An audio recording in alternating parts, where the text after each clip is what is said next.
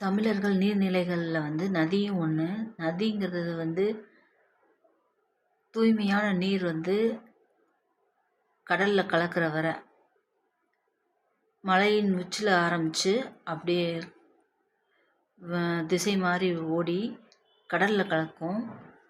நதி வந்து ஸ்ட்ரைட்டாக போகிறதே கிடையாது, வளைஞ்சு வளைஞ்சு போகுது. வளைஞ்சு வளைஞ்சு போகிறதுக்கான மெயின் ரீசன் வந்து அது போகிற ஓரங்களில் வந்து அணில் அது மாதிரியான மிருகங்கள் வந்து அதுகளுக்கு தேவையான உணவுகளை வந்து மண்ணை குடஞ்சி புதைச்சி வைக்கும். அப்படி மண்ணை குடஞ்சி புதைச்சி வைக்கிற இடத்துல நீரோட திசை மாறி அது ஸ்ட்ரைட் லைனில் போகாமல் வளைஞ்சு வளைஞ்சு போகுது.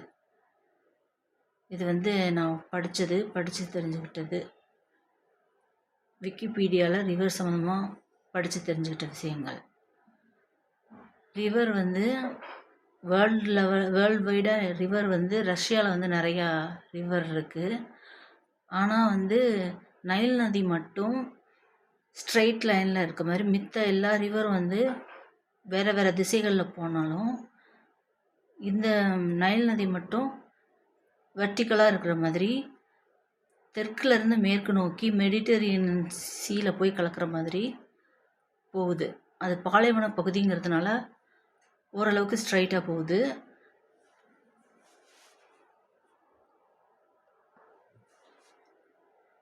ரிவர் பேங்க் அதாவது நதிக்கரைகளை வந்து ஸ்ட்ராங் பண்ணி அந்த நீர் வந்து ஒரே திசையில் போகிறதுக்கு வந்து நதியோரங்களில் வந்து அந்த நதியோர கரைகளில் வந்து மரங்களையோ கோரை புல்களையோ நட்டு வளர்த்தோம்னா நீர் வந்து வெளியில் திசை மாறாமல் ஒரே ஷேப்பாக போகும். அது வந்து நதி மழை ஜாஸ்தியாக இருக்கிற நேரத்துலையும் வெள்ளப்பெருக்கு எதுவும் வராமல் இருக்கணும்னா கரையோரங்களில் வந்து மரங்களையும் கோரை புல்லையும் நட்டு வளர்க்கணுங்கிறது வந்து ஆர்டிக்கலில் படித்து தெரிஞ்சுக்கிட்டேன்.